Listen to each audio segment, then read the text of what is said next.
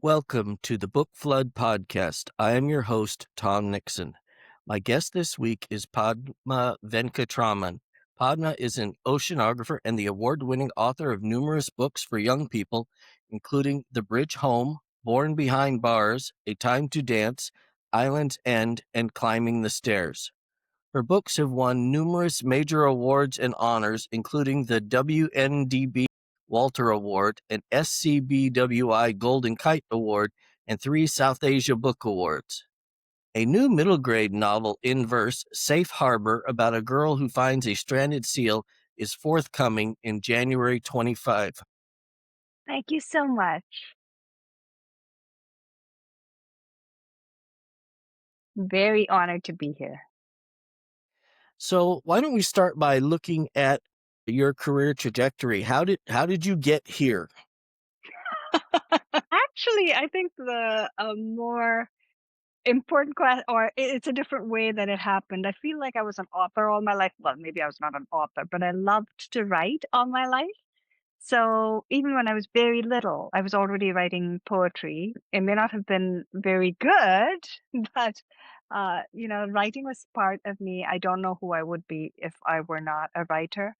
But oceanography was sort of the interesting, what shall I say, detour. And I did that, I think, because I was growing up in India. And as a young woman in India who wanted to be able to make the choices about her own life, it was very important for me to have a career that was financially able to keep me independent. Mm. And writing, even to this day, I mean, I've been very lucky, to have so many successes, but it's still something that isn't predictable.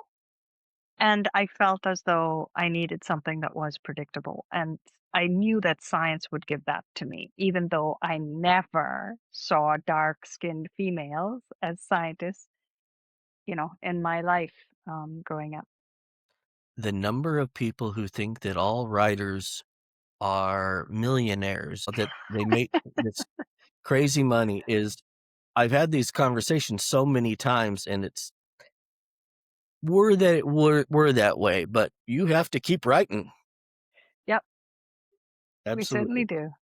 So how did your becoming an oceanographer lead to your writing career? So what happened was actually that like I said, I love to write. And initially, when I came to this country, I was about 19 or 20.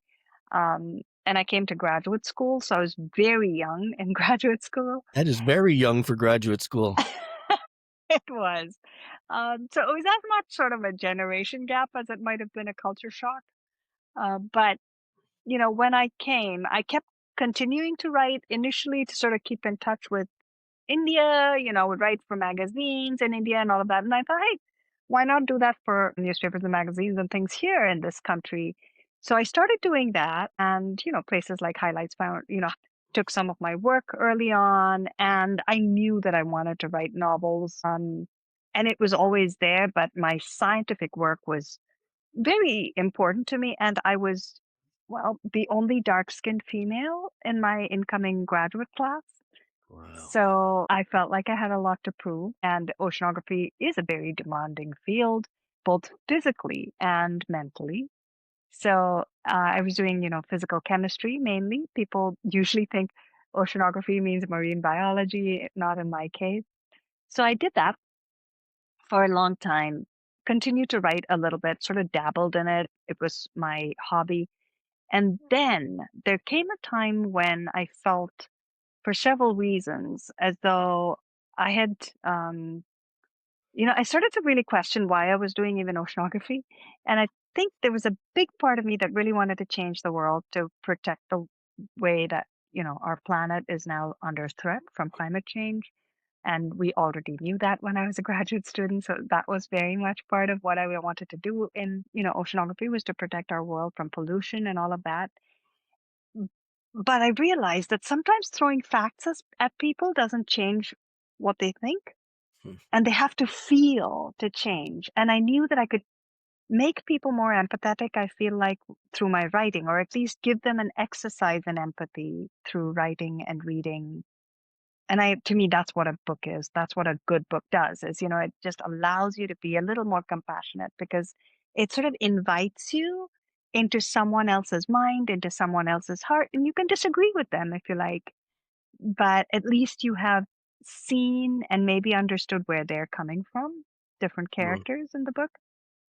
And so I thought, okay, I'll try writing and see if that, takes off. And it did. So my first novel, actually, I have it here, Climbing the Stairs, is what got me climbing the stairs as an author.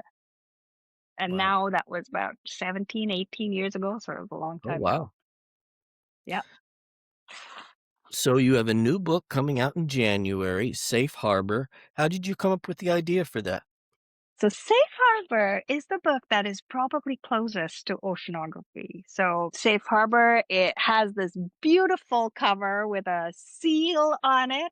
And Oh, nice. the idea came to me when I was taking a walk in Narragansett, where we live, which is so beautiful in the ocean state of Rhode Island. And I was taking a walk along the beach, just like the girl does in the book.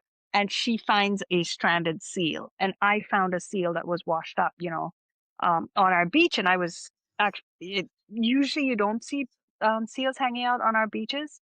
So I was a little worried and I called. And, in the case of my seal, using the possessive here, the seal was fine. And, it just went back into the water, which happens a lot. So if anyone is listening and they do actually find a marine mammal washed up on the beach, what you should do is call the Marine Mammal Stranding Hotline if you're in the United States. Find out which one is closest to you, call them, and they will tell you what to do. Never get too close to the animal. So I knew those things, of course. So I stayed away and called them and I observed it and then it went back in. So there was no problem with that one. But I know, of course, of problems with others. And being an author, this girl came to me and I could see this little girl seeing this seal that was actually not able to get back into the water because it has, plastic line that it's entangled in. And that became the seed of this story, Safe Harbor. Oh, nice. And you have is that a finished copy in your hands? It's an ARC, it's an advanced reader copy. It looks like it kind of looks like the finished copy. It has everything in it almost exactly like the real one. Now, this book is in verse. Do you write a lot in verse? So verse is what I started writing in when I was a kid. And so it comes out naturally. Sometimes I have another novel that I wrote, which is called A Time to Dance. And A Time to Dance is also a novel in verse. In fact, some people say, and I don't really know because I'm not an English professor, that A Time to Dance was one of the first, if not the first, South Asian Indian novel in verse for young people in the English language. That's kind of cool. And That is it took me a very long time cool. after that was, I wrote a lot of books on prose after that. And then Safe Harbor just showed up in verse. And I think part of the reason is because the young girl who is, the heroine of the story, if you like, has in the picture, you can see that she has a flute that she's holding on the cover. And in my mind, she was a musician. Mm.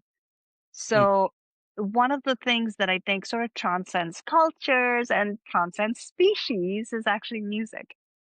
And so I feel like A Time to Dance is about dance, which of course has rhythm in it. So it lends itself naturally to a novel which is written in verse.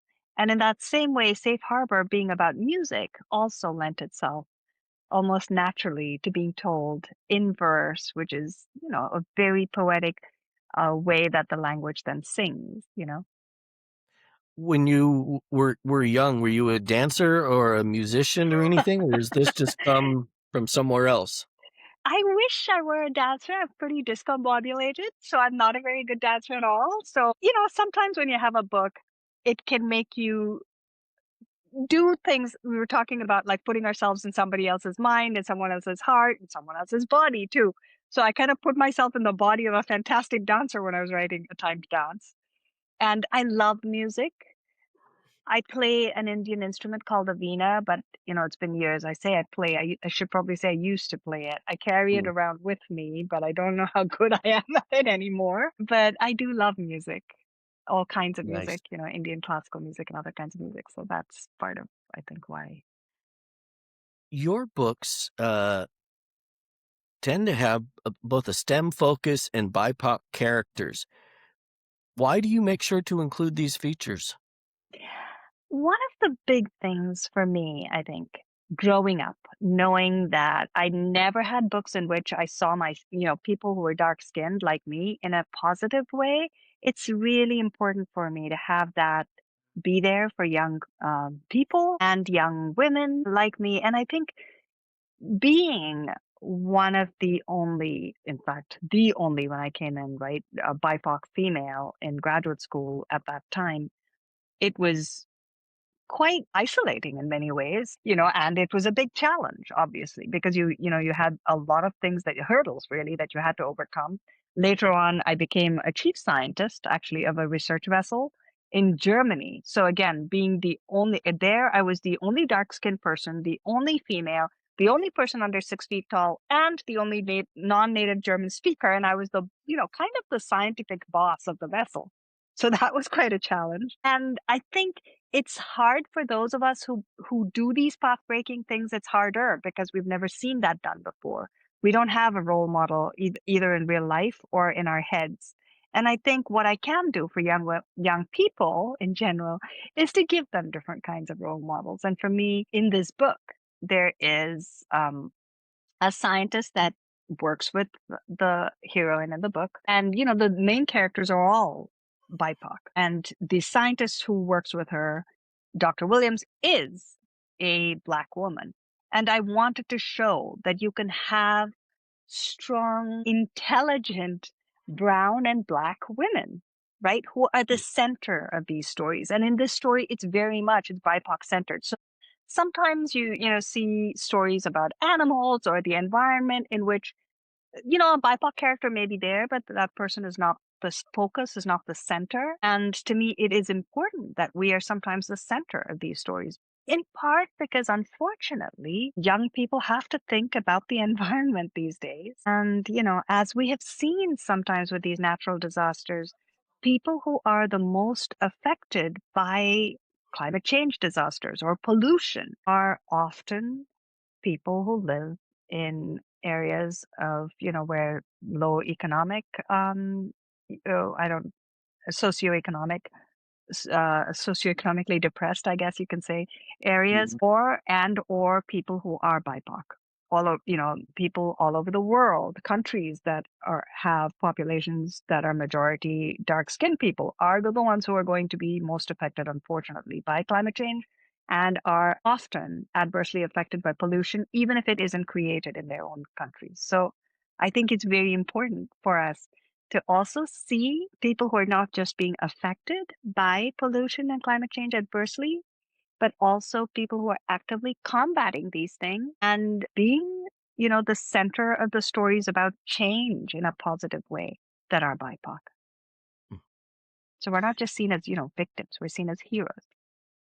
I like that. Yeah. So, sort of a side note, how long were you in Germany? I was in Germany for a couple of years. I went there between my master's and my doctorate, Mm. and I worked there for a little while. And I say this sometimes, though it's not really true because I didn't meet my husband when I was there, but my husband is German. So he's a German immigrant. I mean, he's also American now, but yeah. I And have I a bizarrely, I worked in the same tiny little town in which he was born, which is just a very unusual and weird coincidence because when I was how there, odd. it is very odd. So when I was actually working there, he was not there. He had left and he was studying in an école, blah, blah, in France.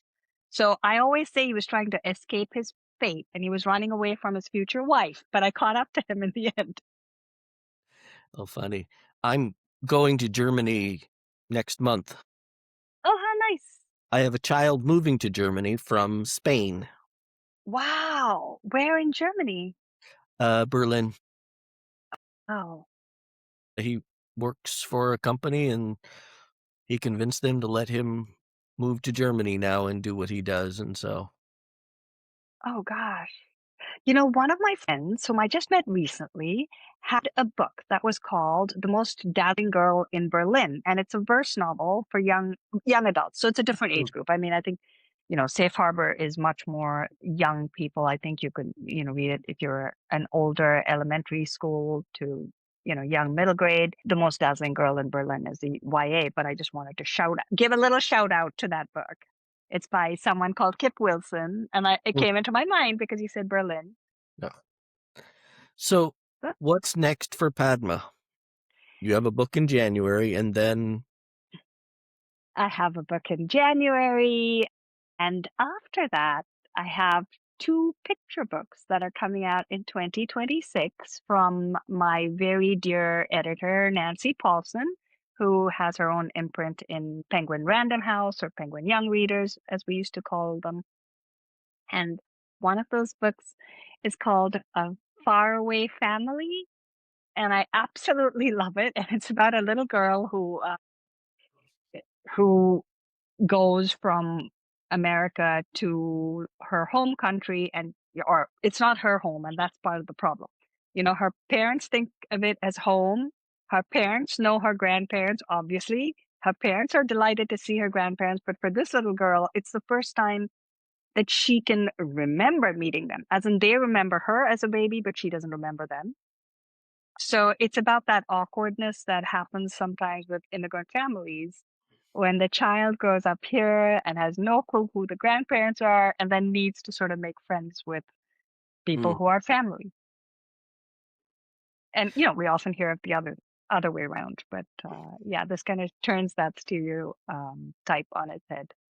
So that's new for me. I also have another book, which is a picture book, also coming out in 2026, and it's called Strong as a Lotus because my name, Padma, means lotus, and my daughter's name and my mom's name also mean lotus.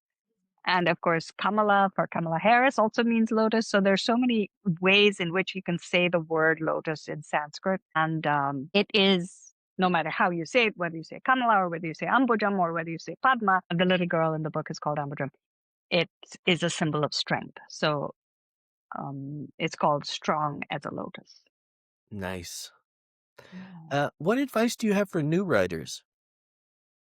You know, the main thing that I would say is do it if you love it. And be practical about it. We spoke earlier about the fact that it sometimes doesn't necessarily make you very much money. So I would never ditch your day job. That's something that's very practical. But the other thing I would say is do it because you love it and do it for a bigger reason than just to have a book. And I mean that in the best way. I think whatever you do, if there's a larger reason for you that is driving that push to write or that push to do anything else, then you will do it well.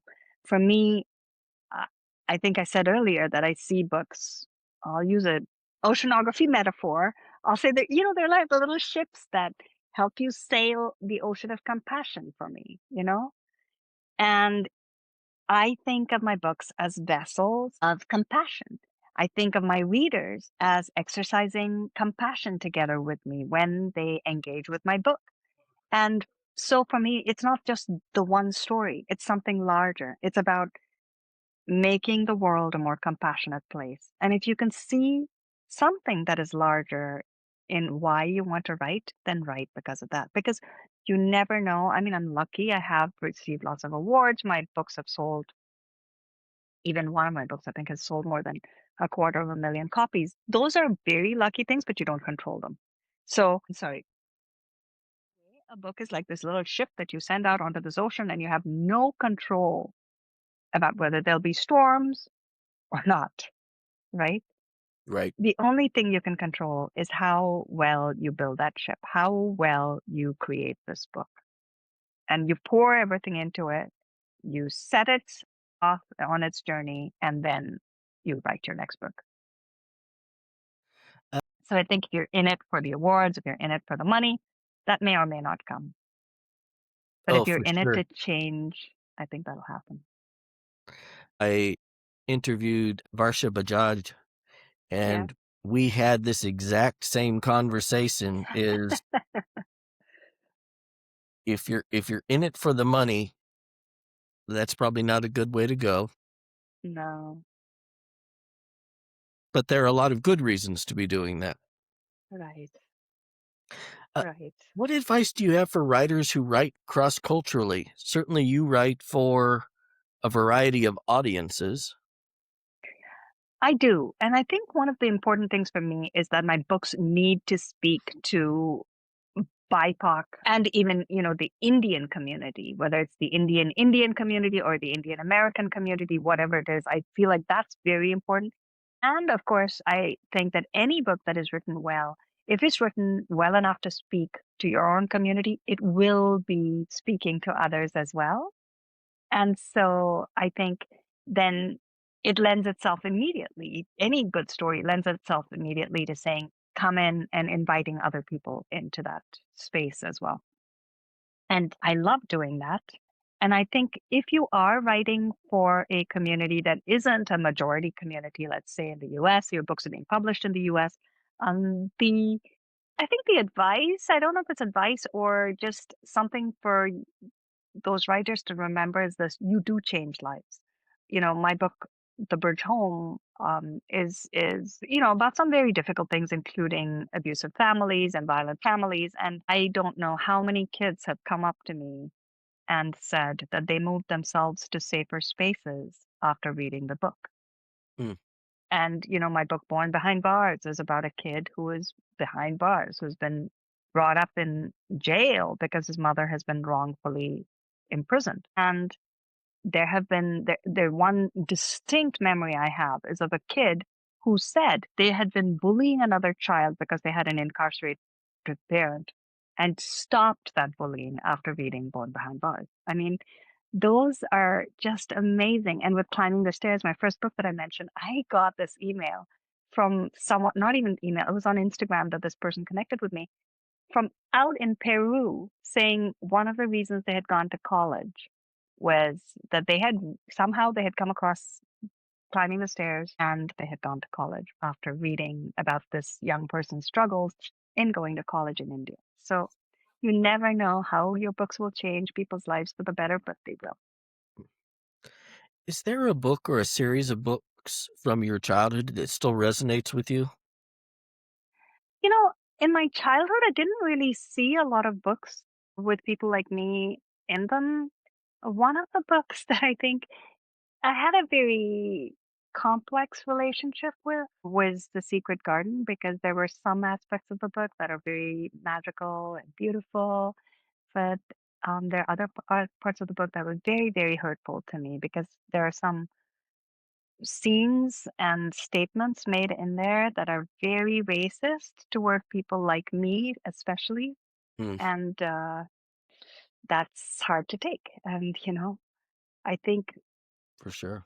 it's a book nonetheless that I think in a way spurred me to write my stories, because I thought, when I grow up, I'm going to write books that are not hurtful about people like me, who are the center and who are good and who are, the heroes, the protagonists, not people who are considered to be whatever, or who are just in that book. They clearly stated as, unintelligent and brutish and all the rest of it, Mm. which is of course untrue. What are you reading now?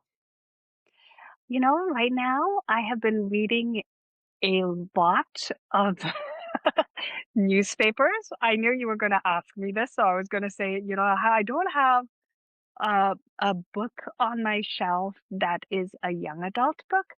I did, though, recently read a young adult book, which is a novel in verse. So I'd love to just share that title, and that's called When the Mapu Sings. And it's by a writer called Nadine Pined. And there's another book that has been sitting on my shelf, and I have the pleasure of starting it finally, so that I could come and tell you that I just started it. And it's Aida Salazar's Ultraviolet, and I'm just really Oh, enjoying that as well. It's also a novel in verse. I had the And pleasure. oh, I shouldn't forget, I loved Wild Dreamers by Margarita Engel, who is somebody who wrote a lovely, lovely, lovely blurb for Safe Harbor. Um, which, yeah, I'm just really excited to share. Just got a fantastic starred review from School Library Journal, which called it a must read and everything. So I'm very excited and very, very grateful for that. So Margarita Engel probably lives 8 miles from me, something like that. She's, Oh, I what think, in fun! Clovis, and we're in Fresno. We're the big city, but yeah. That's Uh, fantastic. and just the last school year, I met Aida Salazar because she lives at the coast, but she was at a school here, and I got invited to come. And that book is wonderful. Yeah. Uh, Well, Padma, I want to thank you so much for being on the podcast. I'd also like to ask our listeners to like, share, and subscribe wherever you are listening to us. Again, thank you so much, Padma, for coming. Thank you so much for having me. Bye.